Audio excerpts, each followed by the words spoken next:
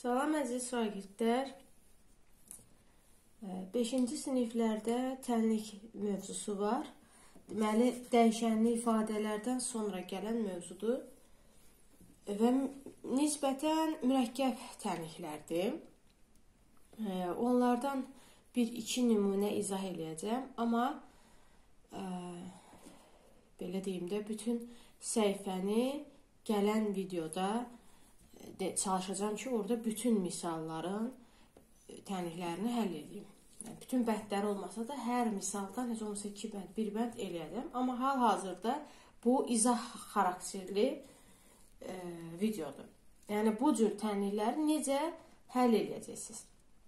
Deməli, başlayaq məsələn bu tipli, bu formalı tənliklərdən 100 bölünsün 23 çıx x bərabərdir 5. Bu mürəkkəb tənliyi həll eləmək üçün uşaqlar, birinci baxmalısınız ki, dəyişənimiz, yəni x-imiz harada yerləşir? Fikir verin, bu misalda mötərizənin daxilində yerləşirsə, o deməkdir ki, bütöv bir mötərizə məchuldur. Bax, bütöv bir mötərizə bilmirik nədir. Çünki onun içində x varsa, deməli, elə bunun özünü də bilmirik. Onda mötərizəni aşağı köçürdürük, çünki bunu bilmirik. Və bu tənlikdən mötərizəni tapası olsaq, yəni bu böyük bir məhsulu tapası olsaq, 100-ü 5-ə böləcəyik. Niyə? Çünki bölən qismət var burada. Mötərizə bölənin yerində olduğuna görə onu tapanda bölünəni qismətə bölərlər. O da eləyir 20. Ondan sonraki isə bunu yaddan çıxardırsınız, keçirsiniz bu tənliyə. Çox uşaqlar qayıdır təzədən buna baxır, ona görə biraz çaşqınlıq yaradır. Yox. Hansı ki, ikinci tənlikdə artıq sənin işin bununlandır. Burada da 23 çıx x bərabərdir 20 görürsən. X çox açıq aydın görsənir ki, 3-dür. Ki, 23-dən 3 çıxıblar ki, 20 qalıb. Baxın, bu qədər. Görürsünüz necə sadə, cəmi 2 mərhələdən ibarət oldu. Sonra bunu ayıraq. Bax, bu tipli tənliklər 8x çıx 3x üstəgəl 43 bərabərdir 108. Yəni, mötərizə olmayan tənliklər. Amma tərkibində dəyişənin sayı çox olan tənliklər. Uşaqlar, mən sizə burada çox asan bir yol deyim. Kitabda bir başqa cür yazılıb. Və görsən ki, bir başqa müəllimlərdə başqa cür deyir və s. və s. Amma ən asan və qısa yol nədir? Hansıların ki, yanında x-lar var, onları tapın. Bax, altından xətt çəkirəm ki, tez görə bilin. Deməli, 8x-in var və 3x-in var. 43-ü götürmürəm, çünki onun yanında x yoxdur. Hansıların ki, yanında x-lar var idi, onları hesablayacağım. Yəni, onların əmsallarını. Əmsal da bilirsiniz də nədir? Hərfin qarşısında dayanan bu hal-hazırki rəqəmlər ki var, onlar əmsal adlanırdı. Deməli, əmsalları hesablayacağım, yanına x-i yazacağım. Bu o deməkdir ki, 8 dənə x çıx 3 dənə x eləyir 5x. Bunları yazdım, sonra 43 qalmışdı axı. 43-ü köçürdürəm yanına, çünki onu mən bura qatmıram.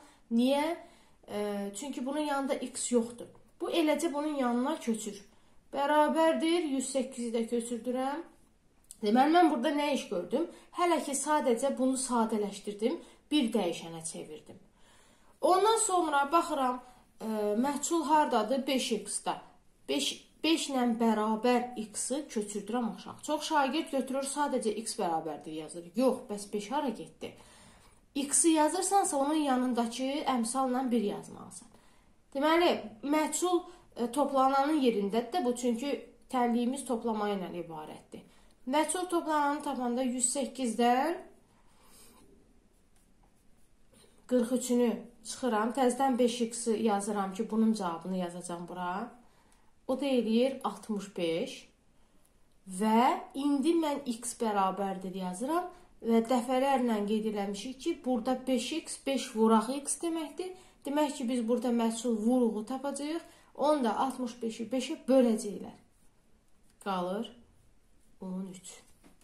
Belə şeylər görürsünüz.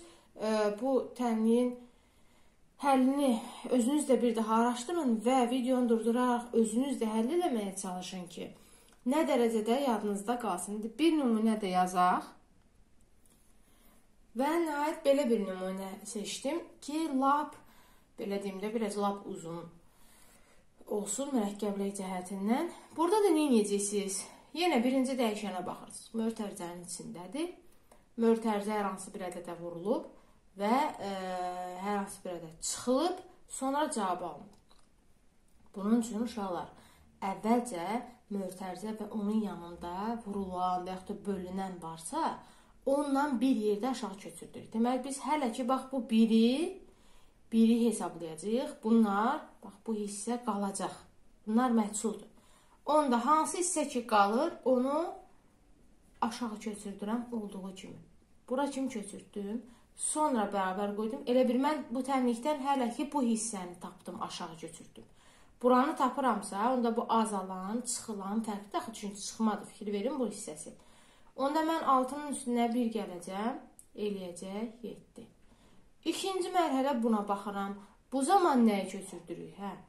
Bu zaman artıq mötərizənin içərisini köçürürük. Yəni, yavaş-yavaş mötərizənin daxilinə keçmiş oluruq. Mötərizənin içərisini köçürdürük aşağı. Ki, indi bu zaman bu 3 ilə işimiz var. Burada da bölübsə, yəni mötərizə bölünənin yerindədirsə, onda 7-ni 3-ə vururuq, eləyir 21. Və 2x-dir. Və indi aşağıdakı tənliyə baxıram. İndi nəyi köçürdəcəm? 2x-i köçürdəcəm aşağı. Çünki x-a doğru gedirik. 2x-i köçürdəndə baxıram 2x çıxmadısa, azalan, çıxılan, fərq çıxılanın yerində olduğuna görə 29-dan 21-i çıxacam. Qalacaq 8. Və axırda da bu x-i tapanda həmişə bu 8-i x-in qarşısındakı əmsala bölmək lazımdır və cavabımız oldu 4.